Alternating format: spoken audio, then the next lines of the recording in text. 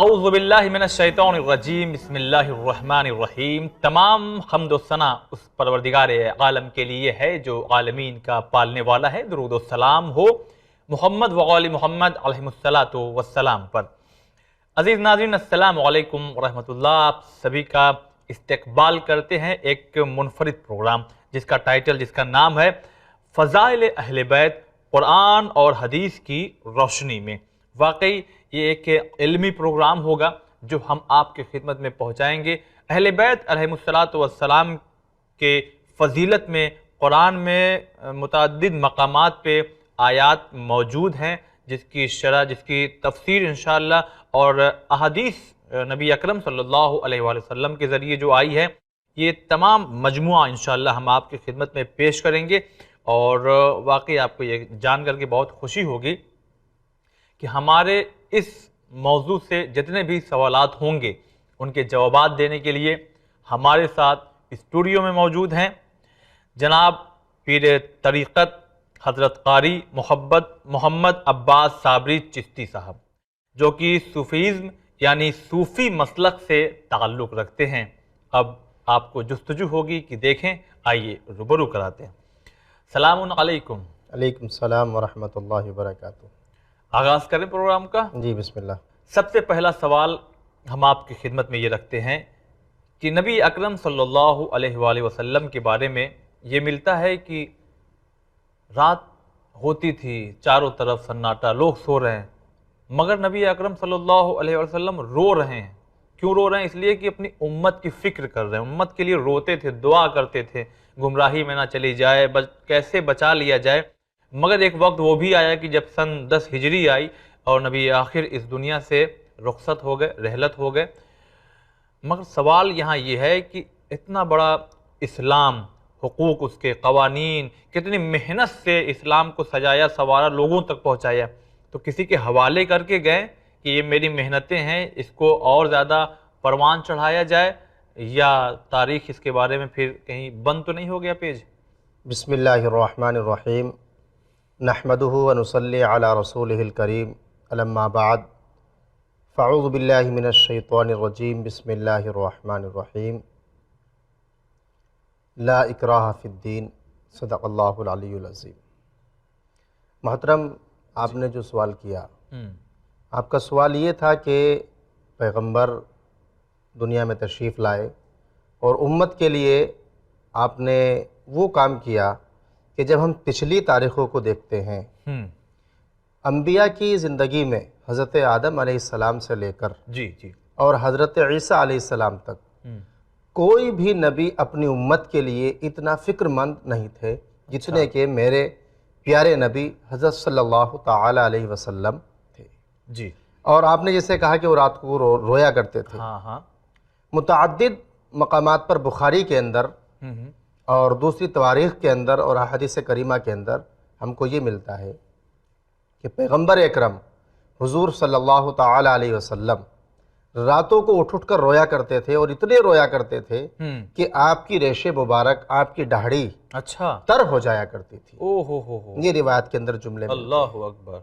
वाक़ियन जी, पैगंबर ने सबसे पहले तो हमको ये बताया कि दीन में कोई ज़बरदस्ती नहीं है, कोई जबर नहीं है। कोई जबर नहीं। अच्छा।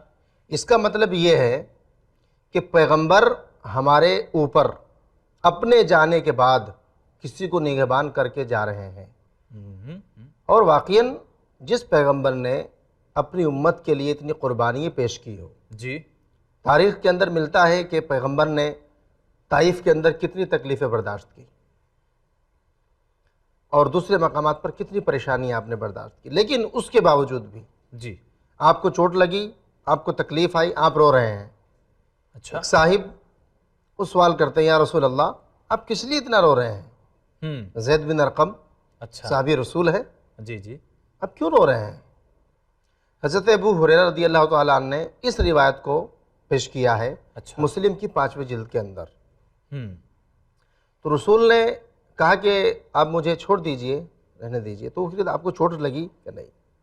बस हाथों को उठाया और कहा, या रब्बि हब्ली उम्मती, या रब्बि हब्ली उम्मती, परवरदिगारा मेरी उम्मत को बख्श दीजिए, परवरदिगारा मेरी उम्मत को बख्श। वो पत्थर मार रहे हैं, वो कांटे बिछा रहे हैं, मगर इधर दुआ के लिए हाथ उठे इधर हैं। दुआ के लिए हाथ उठे हुए, उसके बावजूद या अल्लाह। वाकईन ये चीज़ समझ में आती है कि इतना सब कुछ करने के बाद क्या पैगंबर हमको तन्हा छोड़कर चले जाएंगे? आपका सवाल है। हकीकत में हमको कुरान बता रहा है सूरह रात के अंदर 14वें पारे के अंदर कि पैगंबर ने हमको तन्हा नहीं छोड़ा। अच्छा। उसके लिए कुरान मुक़द्दस हमारे पास मौजूद है और मैं आपको बता देता हूँ।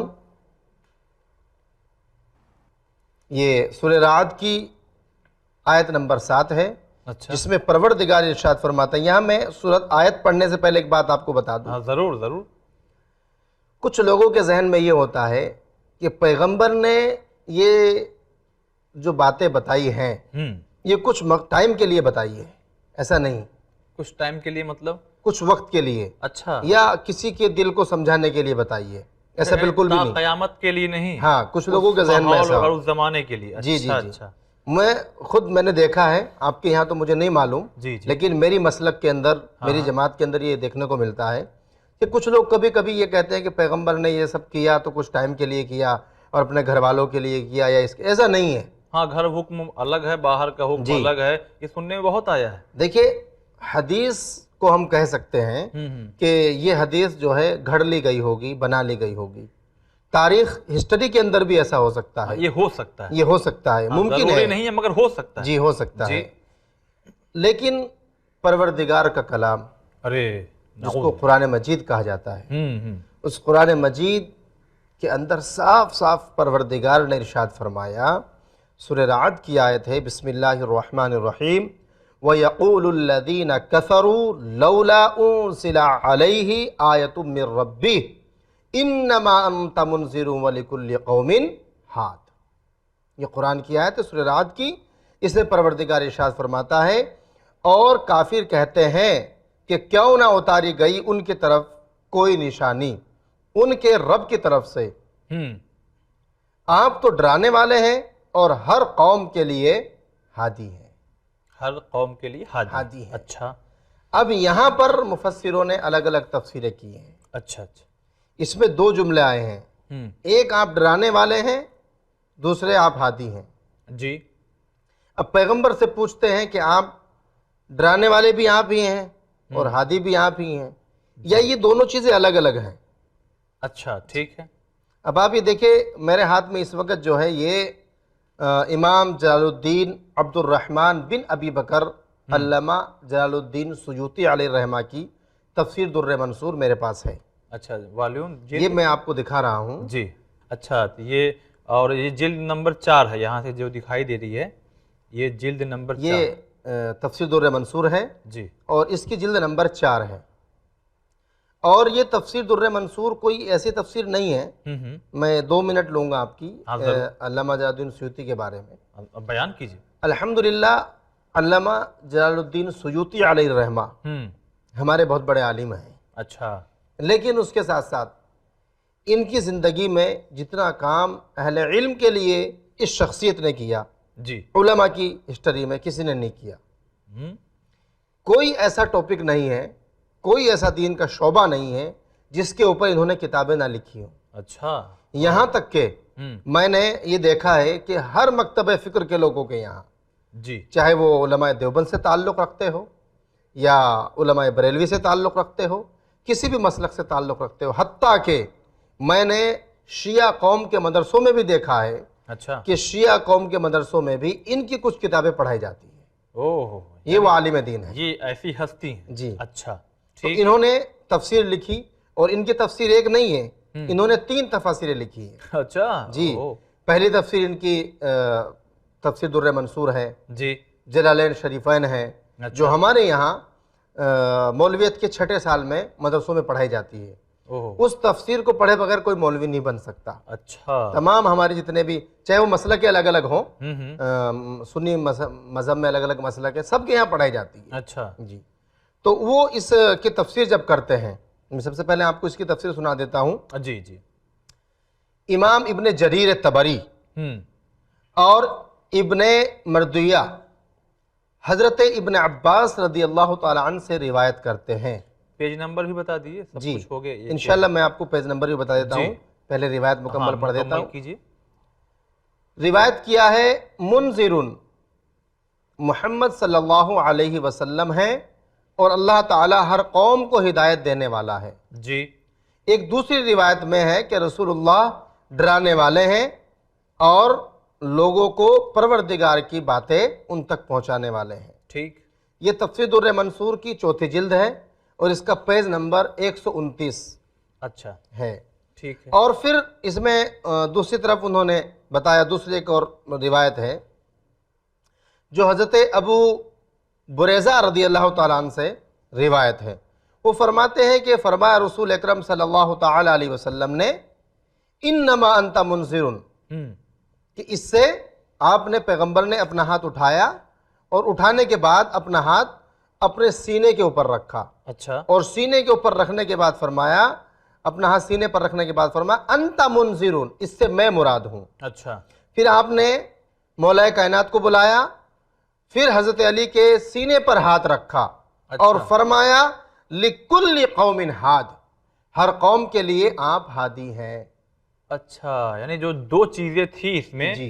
एक को अपनी तरफ मंसूब किया कि मैं डराने वाला जी। हूँ, और जो हादी हैं हर कौम के, जी। वो हजरत अली इब्ने अबी तालिब अलैहिस्सलातु वस्सलाम की तरफ। जी। अच्छा। ये मैंने आपके सामने एक रिवायत पेश की। अच्छा, ठीक है। अभी अपने वक्त के बहुत बड़े आलिम हैं और उनको इमाम माना जाता है हमारे यहाँ। अच्छा। इमाम अपने मरदुया, हाँ हाँ। वो हज़रत इब्न अब्बास से इस आयत के तहत रिवायत करते हैं कि रसूलुल्लाह सल्लल्लाहु अलैहि वसल्लम ने फरमाया, अल मुनज़िरु यानी डराने वाला जी। मैं हूँ, और हादी यानी हिदायत देने वाला, रहनुमाई, इसमें उन्होंने साफ कर दिया, हादी यानी हिदायत देने वाला, रहनुमाई करने वाला अली इब्न अबी तालिब है।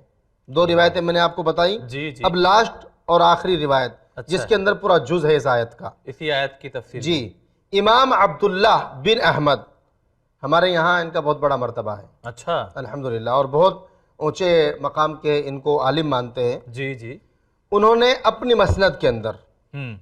ये आप नोट भी करते रहें अपने जी। जहन में जी जी। कि कितने रावियों ने इसको रिवायत किया, हाँ हाँ। और फिर इसको लिखने वाले कितने इमाम हैं।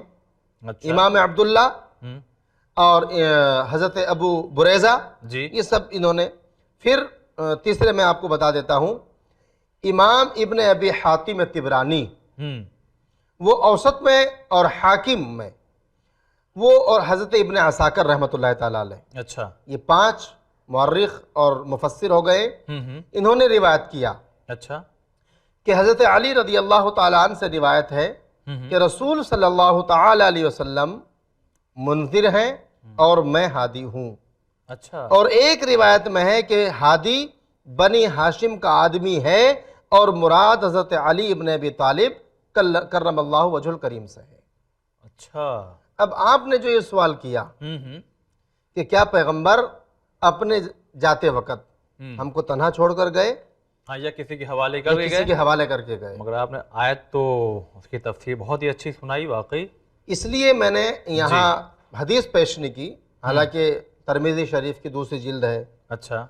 और तारीख़ुल खुलफ़ा है जी। हमारी, अक्सर साहिब सित्ता की किताबें, इब्न दाऊद है, मौता इमाम मालक है, अच्छा। ये पूरी की पूरी इन चीज़ों से भरी हुई है।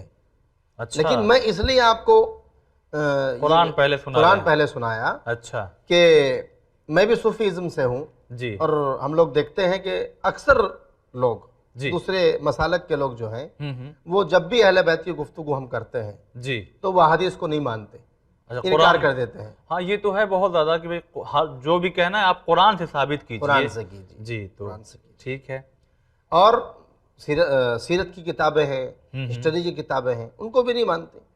इसलिए मैंने अच्छा कुरान की आयत पेश की कि इसको कोई कभी इसका इनकार नहीं कर सकता, इसका कोई रद्द नहीं कर सकता। सुबहान अल्लाह।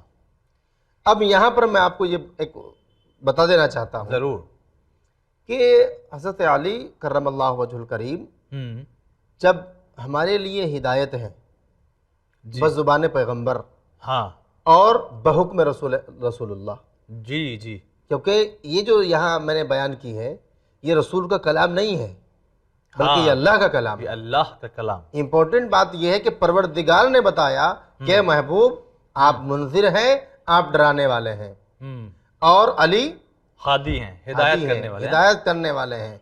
और अल्लामा जलालुद्दीन सुयूती ने साफ कर दिया कि कोई ये ना सोचे कि खाली अली हादी हैं और फिर लोग उसके अलग अलग तर्जमे निकाल लें। अच्छा। नहीं, आज जितने तर्जमा करने वाले हैं, जितने मुफस्सिर हैं हज़रत जलालुद्दीन सुयूती के बाद, सब के सब वो अल्लामा जलालुद्दीन सुयूती की किताबें पढ़कर मौलवी बनते हैं। अच्छा। उनके लिए उन्होंने कहा है कि खाली अली को हादी ना समझना और इसके अलग तर्जमे नहीं निकाल लेना, हाँ। बल्कि हादी वो अली वो है कि बाद पैगंबर जो भी उसके करीब गया उसने हिदायत पाई, और जिसने अली को छोड़ दिया वो गुमराही की तरफ चला गया। हालांकि इस वक्त हमारी ये बहस नहीं है कि किसने छोड़ा किसने पकड़ा, लेकिन ये कुरान है। जी जी। इसके अलावा इमाम फखरुद्दीन नाजी अलैहि रहमा तफसीर कबीर के अंदर, हज़रत इमाम सालबी अपनी तफसीर सालबी के अंदर जी सब ने रिवायत किया, सब ने लिखा है कि बाद पैगंबर की तरह। अच्छा। एक जुमला है तफसीर कबीर के अंदर, आप उसमें देखिएगा। जी जी। तफसीर कबीर के अंदर वो कहते हैं कि बाद पैगंबर की तरह अगर लोगों की कोई हिदायत कर सकता था तो कर सकता है, उनकी रहनुमाई कर सकता है, तो वो सिर्फ और सिर्फ अली इब्न अबी तालिब अलैहिस्सलाम है। सुभान अल्लाह। उनसे पूछा गया जी कि आप हज़रत अली का ये जिक्र क्यों कर रहे हैं, अक्सर सवाल होता है। जी हाँ हाँ। इमाम शाफ़ी अलैहिर्रहमान ने अपने दीवान के अंदर साफ तौर से, इंशाल्लाह वो मौका आएगा मैं वो भी आप बताऊंगा आपको। अच्छा, ठीक है। इस वक्त हमारा नहीं है। तो उन्होंने कहा कि आप हज़रत अली को ही क्यों कह रहे हैं, जी हिदायत तो आपके बेटे भी हैं, वो भी कर सकते हैं। और फिर एक साहब ने सवाल किया कि पैगंबर के बाद हिदायत की ज़रूरत नहीं है। अच्छा। लेकिन ऐसा नहीं है, हिदायत की ज़रूरत, हादी की ज़रूरत, रहनुमा की ज़रूरत हमको कल भी थी और आज भी है और रहेगी आगे। हाँ। और क़यामत तक ये ज़रूरत रहेगी। अच्छा। इंशाल्लाह आखिर के जो हमारे हादी होंगे, मैं वो भी अपनी किताबों से साबित करूँगा। अच्छा। कि आखिर तक पैगंबर ने किस किस को हादी बताया। अच्छा, ठीक है। अली के बाद उनके बेटे हैं। अच्छा। अब जो है आयत है कुरान पाक के अंदर, इन्नमा युरिदुल्लाहु लियुज़हिबा अन्कुम रिज्सा अहलल बैत व युताहिरकुम तत्हीरा। उस आयत के ज़माने में पैगंबर ने फरमाया कि अगर तुम हिदायत पर रहना, कायम रहना चाहते हो, अच्छा, तो मेरे बाद अली और मेरी बेटी फातिमा और उनके दो शहजादे इमाम हसन और इमाम हुसैन रज़ी अल्लाह ताला अन्हुम अजमईन, आप इनसे मुंसलिक रहना, मुंसलिक जुड़ के रहना, जुड़ करके रहना, थामे रहना। जी। अच्छा। आप कभी गुमराही की तरफ नहीं जा सकते। अल्लाहु अकबर, सुभान अल्लाह। पैगंबर ने हमको तन्हा नहीं छोड़ा, हमको हादी दिया। तो मैं यहीं पे एक सवाल इस तरह से करना चाहूँगा कि आपने एक कुरान की आयत के ज़रिए ये बता दिया कि हादी इमाम अली अलैहिस्सलातु वस्सलाम, इसके अलावा भी और कुछ मौक़े हैं जहाँ पे इस चीज़ को आश्कार किया हो, खुल के बताया हो, यही हैं हमारे बाद? जी, बहुत सारे इस तरह के मौक़े आपको मिल जाएंगे। बुखारी के अंदर बाब वफ़ातुन नबी सल्लल्लाहु अलैहि वसल्लम, जी, उसमें ये रिवायत मौजूद है। हालांकि मैं आपको बुखारी अभी दिखा सकता हूँ, लेकिन एक छोटी सी परेशानी ये आती है कि जब भी किसी भी किताब का एडिशन नया होता है तो थोड़ी आगे पीछे हो जाती है। हाँ हाँ, हो जाती है। कई मौक़ों पर जी, पैगंबर ने जब ये आयत नाजिल हुई उस वक़्त भी बयान फरमाया, और अपने आखिरी वक़्त, जैसे कि आपने कहा सन 10 हिजरी, हाँ, पैगंबर ने आखिरी वक़्त में भी ये कहा कि मैं अपने लोगों को बता देना चाहता हूँ। अच्छा। सहाबाए किराम रिदवानुल्लाहि ताला अन्हुम अजमईन ने कहा कि या रसूल अल्लाह, अब आप इस पोजीशन पे हैं और आप बार बार रो रहे हैं, क्योंकि आपका जो आखिरी वक़्त था उसमें आप बार बार रो रहे थे। अच्छा। हमारे उलमा ने उसकी अलग अलग बताया कि क्यों रो रहे थे। अच्छा जी। किसी ने कहा कि जो है कुछ इस तरह का मसला था, लेकिन बज़ुबान पैगंबर की हदीस है, अच्छा, उसमें यह है कि मैं सिर्फ इसलिए नहीं रो रहा हूँ कि मैं दुनिया से जा रहा हूँ, फिर मैं इसलिए रो रहा हूँ, ए लोगों, मेरे बाद तुम गुमराह ना हो जाना। ओह, यानी जो खौफ रातों को उठ उठ के था वो आखिरी वक्त भी रह गया आखिर। और फिर पैगंबर कहते हैं कि मैं तुम्हें दो ऐसी चीज़ें दे करके जाता हूँ कि अगर तुमने उनका दामन थामे रखा तुम कभी गुमराह नहीं होंगे। अच्छा। तारीख में मैं नहीं जाना चाहता, लेकिन एक ये कि इस पर लोगों ने बहुत एतराज़ किया। हमारी किताबों में मौजूद है। अच्छा। जी, हमारी खुद बहुत सारी किताबें हैं, मिशकात शरीफ में भी है, उसकी 30वीं जिल्द में पूरा वाक़या मौजूद है। लेकिन मैं इस वक्त उस तरफ नहीं जाना चाहता। पैगंबर ने कहा मैं तुमको दो चीज़ें दे करके जा रहा हूँ, एक अल्लाह की किताब, दूसरे मेरे अहले बैत। अच्छा अब अहले बैत में सबसे पहले कौन है? जी, यहाँ जाहिर सी बात है, हमारे यहाँ ये सवाल उठता है, हाँ, बहुत ज़्यादा उठता सबसे है, पहले कौन है अहले बैत अहले में? बैत में सबसे पहले कौन है? अच्छा, बयान कीजिए। पैगंबर ने फरमाया मेरी अहले बैत में सबसे पहले जो मकाम है वह अली इब्न अबी तालिब अलैहिस्सलाम का है। अच्छा, सबसे पहले ये, हाँ, जी हज़रत अली अलैहिस्सलाम जी को। अच्छा, जी। वाह। और फिर हज़रत अली की मंजिलतें भी बयान की। वो रिवायत मिलती है, हदीस मिलती है कि मैं हज़रत मूसा अलैहिस्सलाम की तरह हूँ, अच्छा, और ए अली तुम हज़रत हारून अलैहिस्सलाम की तरह हो। अच्छा, तो ये बाकायदा मेरे पास उसकी पूरी की पूरी स्लिप है और किताबें भी मौजूद हैं। जी जी, उसमें साफ लिखा है, साफ बयान किया गया है कि तुम्हारी मिसल, तुम मेरी उम्मत में हज़रत हारून अलैहिस्सलाम की मिसल हो।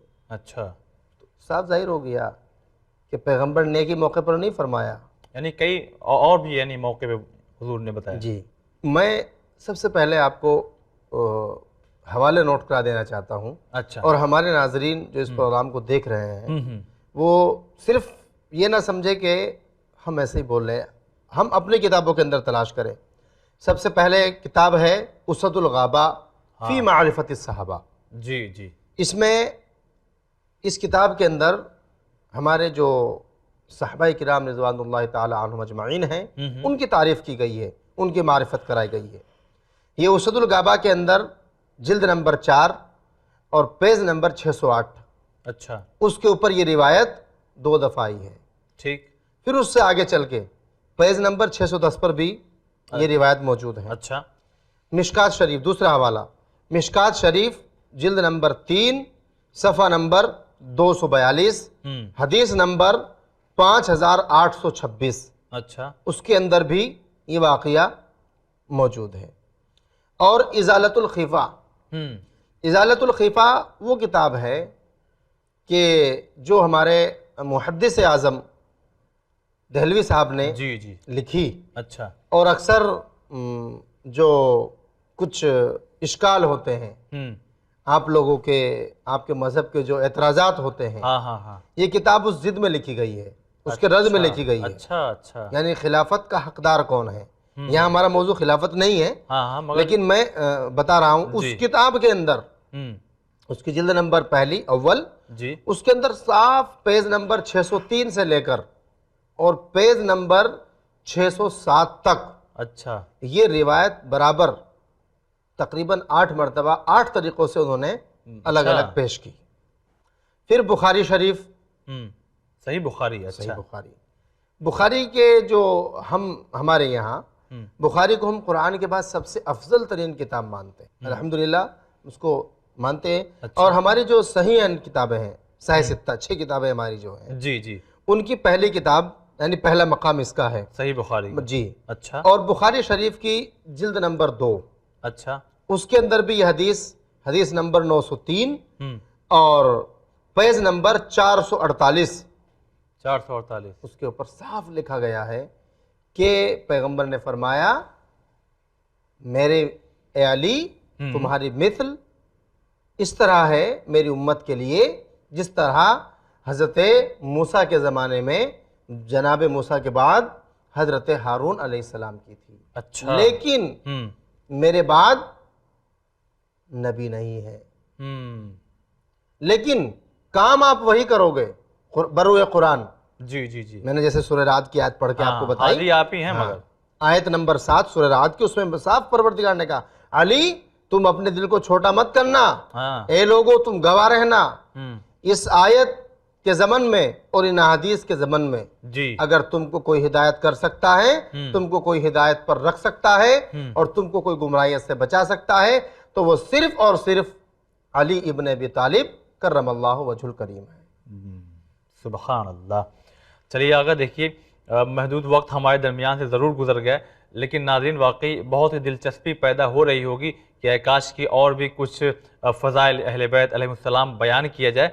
तो इंशाअल्लाह अगले रोज़ हम हाजिर होंगे। ये एक ही एपिसोड नहीं है, अभी और कई दिनों तक हम आपकी खिदमत में हाजिर होते रहेंगे और फ़ज़ाइल अहले बैत अलैहिमुस्सलातु वस्सलाम कुरान और हदीस की रोशनी में पेश करते रहेंगे। आज एक कुरान की आयत, उसकी तफसीर में फिर एक हदीस भी पेश की गई कि ख़ुद नबी आखिर ने अपने को यानी किस तरह से बताया कि मैं और अली यानी जनाब मूसा की तरह हूँ और अली हज़रत हारून की तरह हैं। तो और हादी किस तरह से है अभी जनाब ने वाज़े कर दिया है। तो इंशाअल्लाह जो कल की गुफ्तगू होगी वो भी अपने आप में बहुत ही अहम होगी, लिहाजा देखना ना भूलिएगा। फ़िलहाल आप देखते रहिए चैनल विन खुदा हाफ़िज़।